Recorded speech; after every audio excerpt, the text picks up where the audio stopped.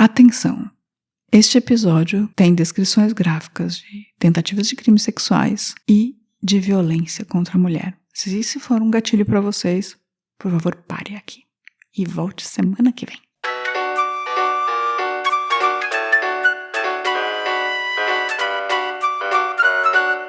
Ela tinha voltado do Brasil e ela estava muito entusiasmada com o Tatu Canara. Não sei, isso aí pode ser intuição da mãe, sei lá, de outras crianças conversando, não sei. 10! Nota 10! O senhor vai gostar, hein?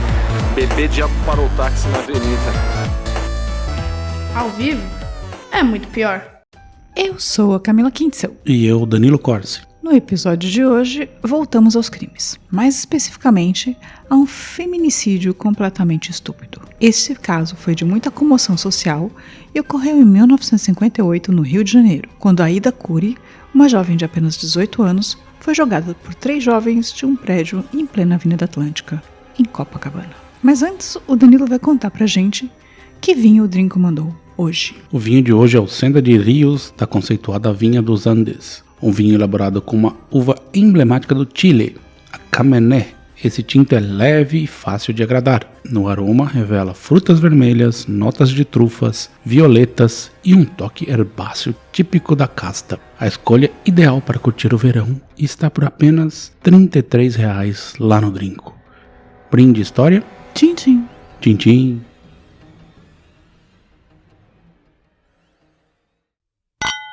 No fim da década de 50, um caso chocou o país pela brutalidade. Naquela época ainda não se falava a palavra feminicídio, mas os jornais estampavam um caso de violência contra uma jovem de 18 anos. Aida Curi foi jogada do terraço deste prédio em Copacabana, no Rio.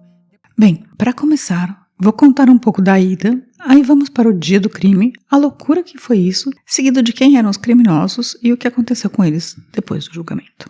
Então, Aida Jacob Curi nasceu em Belo Horizonte, no dia 15 de dezembro de 1939, e era a terceira filha de uma família de 5 irmãos. Órfã de pai desde muito jovem, mudou-se com a mãe e os irmãos para o Rio de Janeiro. Vale dizer que seus pais eram sírios, católicos melquitas bastante estritos. Ela estudou em colégios de freira, mas já tinha acabado e agora estava fazendo vários cursos. Ela estudava datilografia na escola Hamilton, no bairro de Copacabana. Você estudou datilografia, Danilo? Estudei numa Hamilton, na escola Modelo em Jundiaí. Mas não era a escola Hamilton? Não era a escola Hamilton. E você tinha uma Hamilton em casa? Já tive. Olha só.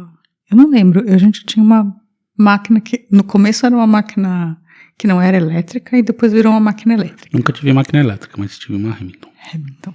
Que era a Margaridinha, né? Uhum. Bem, ela também ajudava a mãe com o trabalho doméstico e em pequenos serviços na loja do irmão. A imprensa da época a retratou como uma jovem simples e discreta, recém-saída da proteção escolar para começar a vida adulta. Então, no dia 14 de julho de 1958, Aida caminhava com uma amiga, depois da aula de datilografia, na rua Miguel Lemos, em Copacabana. Nisso, 3 rapazes teriam se aproximado e começado a importuná-las. Também teriam tomado objetos dela, o óculos e a bolsa, e em seguida feito manobras para levá-la ao edifício Rio Nobre. A bolsa e o óculos teriam sido usados como pretexto para atraí-la ao prédio. Sabe essa coisa do cara que pega e depois fica falando, vem tentar pegar essas coisas. Ela realmente se afastou da amiga para tentar pegar os objetos novamente. E aqui vale dizer que a imprensa da época chegou a tentar dizer que ela tinha ido de livre, espontânea vontade com os jovens. O que não é verdade, né? Ela estava tentando recuperar seus objetos. Mas ela também não deveria, e mesmo se ela tivesse ido, não deveria ter sido motivo para justificar o que aconteceu logo em seguida. Somente depois, a família descobriu que a Aida tinha caído numa armadilha que estava sendo comum naquela época em Copacabana, chamada de curra. Era uma prática criminosa em grupo. Esses ataques tinham uma técnica comum. Um ou mais rapazes atraíam a vítima com falsos pretextos e às vezes com a ajuda de moças e levavam a locais isolados e as estupravam. Que loucura, né? Muito bizarro. Mas voltando ao dia. Ao chegar ao edifício Rio Nobre, ainda seguindo os rapazes, Aida foi puxada para dentro do elevador contra sua vontade, enquanto gritava por socorro, mas ninguém interveio. Ela chegou ao topo do prédio aos gritos, tentando resistir ao que agora já parecia algo muito mais sério do que uma brincadeira na rua de importunação, o que já era horrível. Do elevador, eles chegaram ao 12º andar. Foram então ao apartamento 1201, ainda em fase de acabamento. Ali, os 3 passaram a espancar Aida, o que durou cerca de 30 minutos. A jovem foi submetida a uma violência extrema. Sofreu arranhões, hematomas, socos e tentativas de estrangulamento e de estupro. Eles queriam estuprá-la, mas ela lutou tão fortemente que chegou a desmaiar. E aí, nesse caso, eles se apavoraram. E aí, o que esses idiotas fizeram? Para tentar evitar a punição, os 3 ficaram desesperados e decidiram simular um suicídio. Subiram com o corpo dela, desmaiado, até o terraço por uma escada em caracol, colocaram a Aida desacordada sobre o parapeito da cobertura e a empurraram para fora do prédio. O que você acha disso, Danilo? Não, é completamente estúpido, mas assim, é um típico caso de homem fazendo omisse, né? Nossa, é muito absurdo. Em 1958. Seu corpo caiu rente ao edifício e morreu da queda, aos pés do edifício Rio Nobre. Junto ao corpo, na calçada, encontraram sua bolsa, óculos quebrados, lenço com sangue, caderno e livro. O lenço mostrava que ela tentou limpar o sangue do próprio rosto. As roupas estavam rasgadas e o corpo apresentava sinais de violência física e sexual. Apesar da brutalidade, o laudo médico comprovou que ela morreu virgem, pois o abuso sexual não chegou a ser consumado. E a coisa mais absurda desse caso, na verdade, é que a comoção toda e toda a coisa da justiça e tal veio porque ela tinha morrido virgem, porque ela tinha lutado para não ser estuprada e morreu por isso, com a sua virgindade intacta. Isso era mais importante para a sociedade da época, né? É uma loucura. Enfim, no dia da morte, Aida tinha saído apressada para a aula da escola Hamilton, sem jantar, prometendo voltar cedo para ouvir a novela de rádio que acompanhava com a mãe. Mas naquela noite não voltou.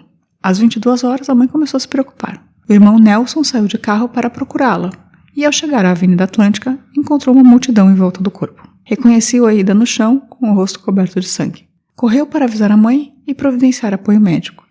Mas nesse meio tempo, os repórteres chegaram à casa da família. A princípio tentaram esconder a notícia, mas pouco depois revelaram a verdade a Roberto, outro irmão, que levou a mãe ao local.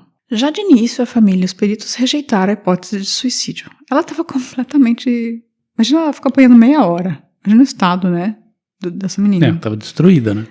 A perícia foi chamada com atraso de 3 horas, o que levantou suspeitas de manipulação da cena. O perito, Serafim da Silva Pimentel, constatou sinais inequívocos de homicídio e determinou a prisão do porteiro, mas foi afastado do caso após pressões.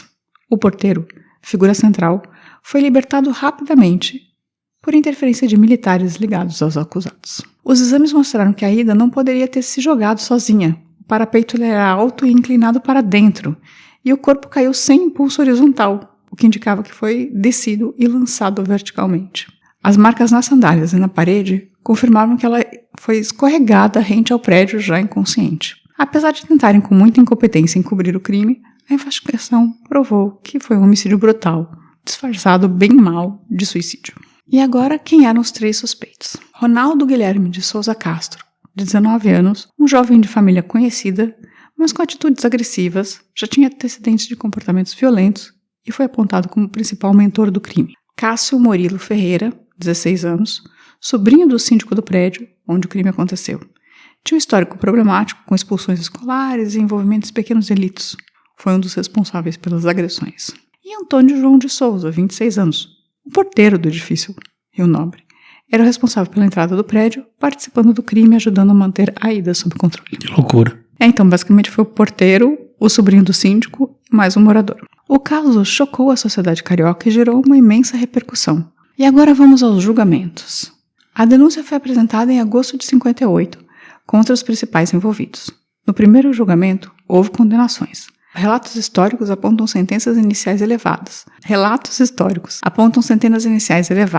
Por exemplo, menção a penas de dezenas de anos para homicídio e outras penas para os corréus. Mas aí, ocorreram recursos e um segundo julgamento, que foi entre 59 e 60. A defesa recorreu, houve esse novo julgamento, com forte controvérsia forense em torno de provas como as queixas de marcas. Investigou-se até a possibilidade de que tinham marcas de mordidas, e aí os caras foram lá para tentar fazer, aquele exame de arcada, para provar que a mordida era de um, mas a mordida não era de outro e tal. E no segundo júri, o Ronaldo, que era o principal tido como mentor, foi absolvido da acusação de homicídio e condenado apenas por atentado violento ao pudor e tentativa de estupro. Cássio, por ser menor, foi encaminhado ao Sistema de Assistência ao Menor, o SAM, E o porteiro Antônio foi condenado em um julgamento inicial, mas foi absolvido em um posterior e chegou a desaparecer. Seu destino processual final é nebuloso em fontes públicas. Houve ao todo 3 instâncias que mexeram nas condenações iniciais. Então,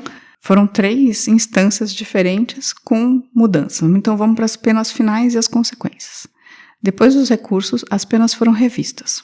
Ronaldo, em julgamentos subsequentes, recebeu apenas menores relativas a crimes sexuais. E há uma menção de uma pena final de 8 anos e 9 meses por delitos não homicidas, que acabou sendo cumprido. Relatos apontam que depois de cumprir a pena, ele retomou a sua vida e mais tarde tornou-se empresário. Cássio foi considerado o culpado principal pelos jurados em certa fase, mas como menor, foi submetido a medidas socioeducativas. Há relatos que ele cometeu mais um crime, pelo menos, e teria morrido em 1978, ou seja, 20 anos depois desse assassinato. Antônio não cumpriu pena conhecida e desapareceu da vida pública. Ou seja, basicamente, um cara foi preso, mas ele foi preso por 8 anos porque ele não foi acusado de assassinato e eles jogaram o assassinato para cima do menor. Se deram bem. Exatamente. Então, um hoje foi para o que seria a Fundação Casa, o Ronaldo cumpriu 8 anos por pena e o porteiro não cumpriu nada. E aí você pergunta, mas como que isso aconteceu, né, Camila? Porque, eles pegaram, subiram com uma mulher num prédio e jogaram ela do prédio, assim. A defesa procurou fragilizar provas técnicas questionando interpretações forenses. Por exemplo, se as marcas eram ou não mordidas e a identificação de quais acusados praticaram quais atos específicos. Em um dos momentos, a perícia odontológica examinou as arcadas dentárias para confrontar, esses indícios de lesões. E parte desses exames gerou controvérsia, que foi usada pela defesa para obter absolvições ou parciais ou absolvições totais nesse caso. E também teve a condição de Cássio como menor, que foi determinante para o tratamento penal. Então isso gerou uma forte insatisfação pública, porque basicamente o cara tinha 16 para 17 anos e eles jogaram todos os crimes mais perigosos, mais pesados para cima dele, que não ia cumprir nada. Sabe como chama isso, né? Ter militar na família. O crime chocou totalmente o Brasil nos anos 50 e ganhou ampla cobertura da imprensa sensacionalista e foi lembrado nas décadas seguintes como símbolo da violência contra mulheres e da impunidade. A história alimentou programas de TV, reportagens e estudos acadêmicos sobre a mídia e a moral pública. Há trabalhos que analisam a cobertura sensacionalista, a construção de narrativas sobre essa moralidade feminina na época, porque, na verdade, a virgindade dela virou um assunto maior do que o próprio crime. E, basicamente, a Ida acabou entrando para a história como uma heroína por tentar defender sua virgindade. O que é a coisa mais maluca do mundo. Ela era uma menina saindo de uma aula de datilografia que foi espancada por meia hora, tentaram estuprá-la e ela foi jogada de um prédio. Por caras que tinham uma certa, pelo menos uma intenção de impunidade, né? Porque não é possível uma coisa dessas. O de sempre. Décadas depois, a família da Ida ingressou com ações relacionadas à reexposição do caso na mídia. Por exemplo, contra a TV Globo após reconstituições do crime, buscando indenização e discutindo o chamado direito ao esquecimento. O caso percorreu instâncias superiores e em 11 de fevereiro de 2021, o Supremo Tribunal Federal decidiu majoritariamente que o direito ao esquecimento é incompatível com a Constituição, quando isso significa cercear o direito à informação. Decisão relevante para manter o acesso público aos arquivos jornalísticos sobre crimes históricos. E é por isso que a gente está contando essa história aqui hoje, porque em 2021 permitiram, senão a gente não poderia. E essa foi a história da morte de Aida Cury, um caso de quase 70 anos, mas ainda muito comum no mundo, né? Em especial no Brasil, que dá um certo cansaço a ser mulher e ter que contar essas histórias uma após a outra, sabendo que amanhã é capaz que joguem uma nova mulher de alguma janela. Sem dúvida. E aí, Dani, você já conhecia esse caso? Então, já. Tem um podcast, acho que 3, 4 episódios totalmente dedicado a esse caso. Ah, é? E você ouviu esse podcast? Eu ouvi esse podcast. Então, mas você não se lembrava do nome? Não lembrava do nome. Assim, era um dos podcasts que eu vi, assim, eu não sou totalmente fissurado em crimes, mas assim, tava lá, eu ouvi, assim, fiquei tão indignado quanto estou agora. Enfim, a gente se pergunta, assim, como que uma coisa dessa pode acontecer, assim, o que passa pela cabeça desses caras, o que passou pela cabeça dessas pessoas, assim. Eles estavam querendo pegar alguma mulher lá, escolheram ela, tava no lugar errado na hora errada, e eles sabiam que não ia acontecer muita coisa. Um chegou até a pegar 8 anos, assim, cumpriu, né, que é meio... ele não deve ter fora cumprido da curva, 8 né? anos, eu acho. Porque muito provavelmente não, né? Quando você é condenado a 8 anos, você cumpre, 2, assim, 3. Mas, assim, de qualquer maneira, um ainda foi condenado, assim, mas... É completamente absurdo, assim. completamente absurdo. Sim, e o pior é que, assim, de 58 pra cá, assim, talvez tenha melhorado um pouco em termos de agilidade e outras coisas, mas aí você descobre, tipo, 2 anos atrás teve o caso da menina lá de Santa Catarina, né? Foi mais de 2 anos. Mas Sim. enfim, então, assim, tipo, continua acontecendo. Continua. Bem, e essa foi a história da Aida Curi. Vamos dar uma pausa e vamos pros recadinhos? Bora. 50 anos depois do crime, o programa Linha Direta da TV Globo mostrou a trágica morte de Aida. Os irmãos dela entraram na justiça contra a emissora pedindo indenização por danos morais. Alegavam que não havia razão para relembrar a morte de Aida tanto tempo depois. Os parentes perderam a ação em várias instâncias da justiça e entraram com um recurso no Supremo Tribunal Federal.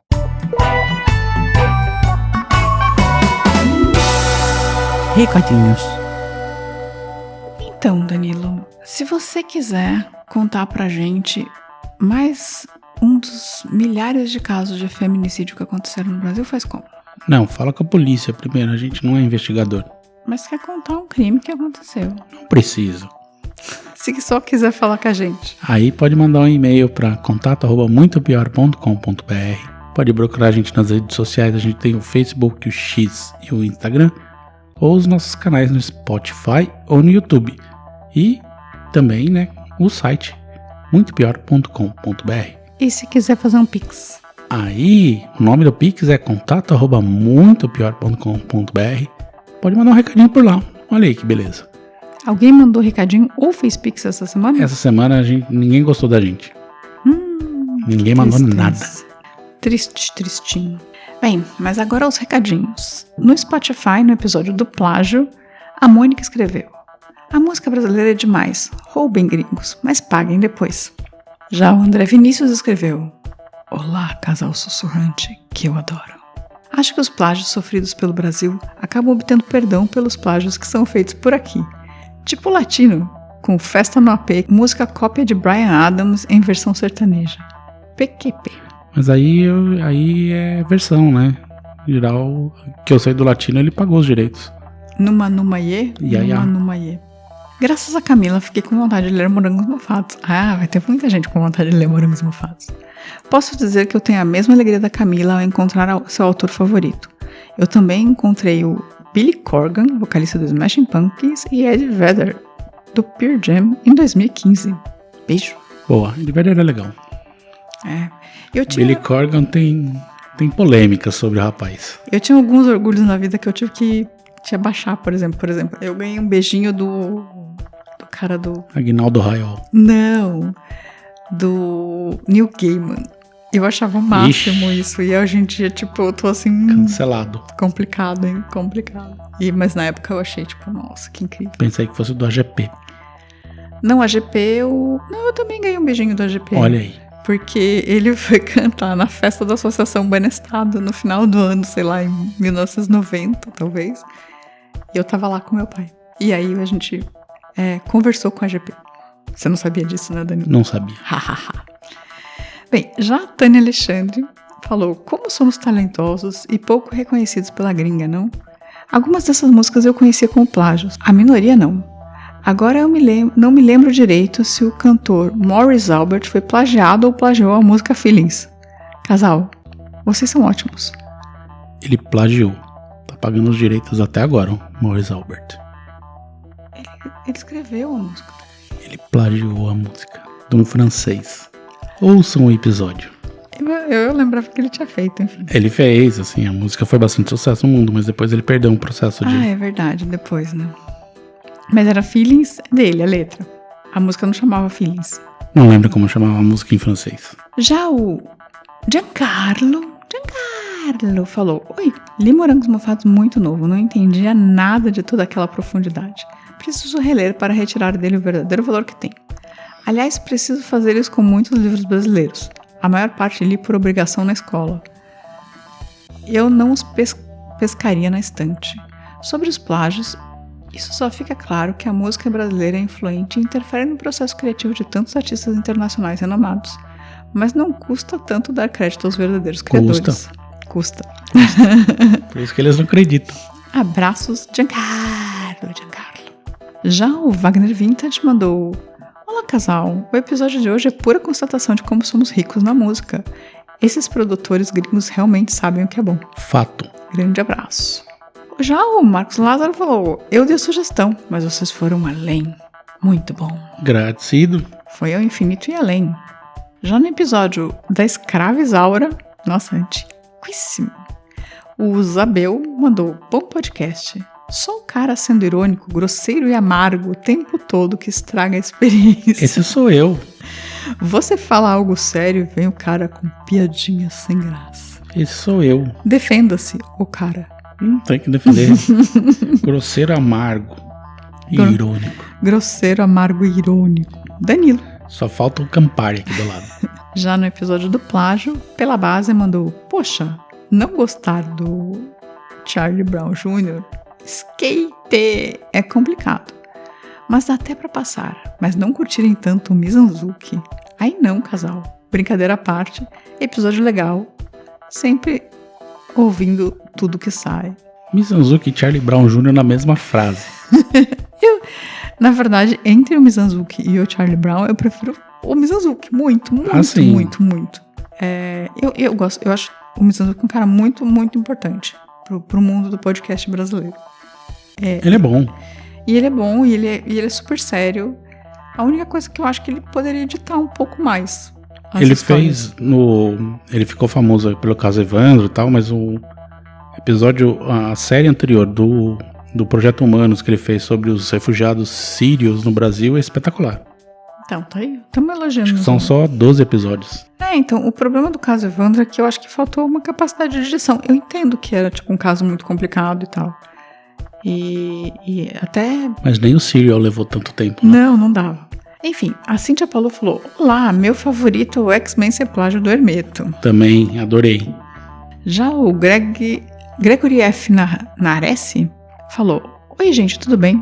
Faça um episódio sobre a Sandra Breia, ela que foi uma das maiores atrizes do país e faleceu na década de 90 de HIV. Sempre me lembro dela quando vou à Pinacoteca de São Paulo. Tem uma foto belíssima dela. Podiam também fazer um canal BR do Celso Pitta. Celso Pitta, não votem em mim se ele não for um bom prefeito. Nossa, eu tava em São Paulo quando o Celso Pitta era prefeito. Nossa senhora. Já no episódio do Caio Fernando Abreu, o nosso querido Charles de Castro mandou, salve pessoal. Seria possível fazer um episódio sobre o evento ocorrido nos anos 80 em uma cidade chamada Casimiro de Abreu? Uia, eu já respondi pra ele. Já fizemos. Já tem. Efeito Casimiro. Pedido do Ricardo Cravo, aliás. No Instagram, a gente recebeu uma mensagem do Felipe Fogaça, não Felipe, que mandou, oi pessoal, convido vocês a assistirem De Olho na História, um quadro antigo do canal que trabalha. E o canal que ele trabalha é o De Olho nos Ruralistas, que é um ótimo canal. Então, assim, não só eu vou lá assistir o De Olho na História, mas também fica aqui a dica para seguir o De Olho nos Ruralistas e assistir essa série. Já no episódio Plágio, a Silva Romin falou, amei esse episódio, casal. Obrigada. De nada. E o Alessandro Soares mandou, oi pessoal, o plágio mais catapiolho foi o da abertura do desenho dos X-Men. Impressionante. Vou procurar as músicas inteiras para ouvir.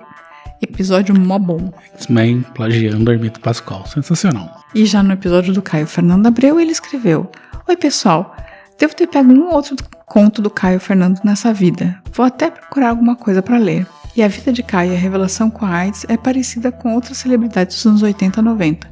Ele inclusive faleceu no mesmo ano que o Renato Russo.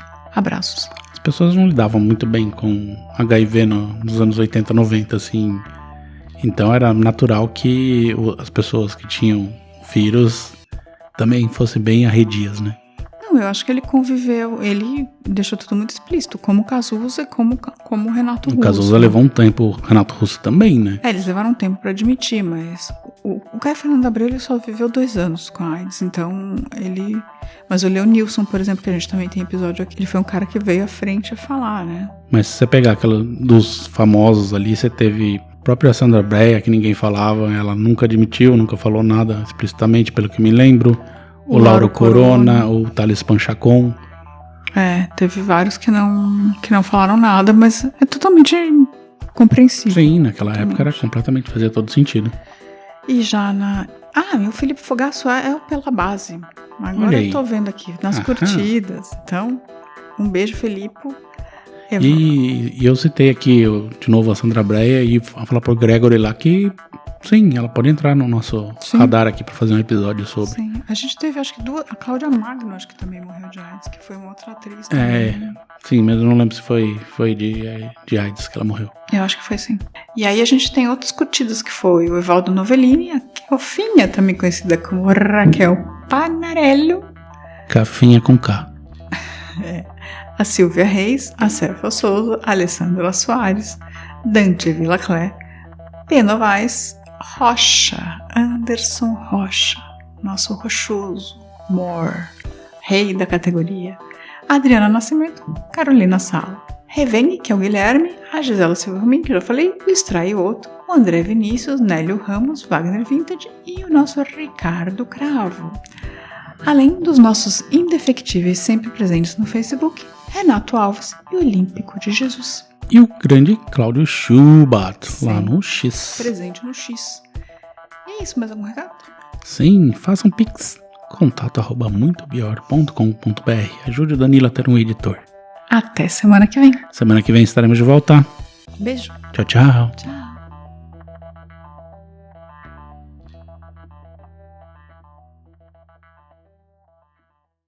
A vida é muito pior. Esse episódio é um oferecimento de trinco.com.br e siteguy.dev.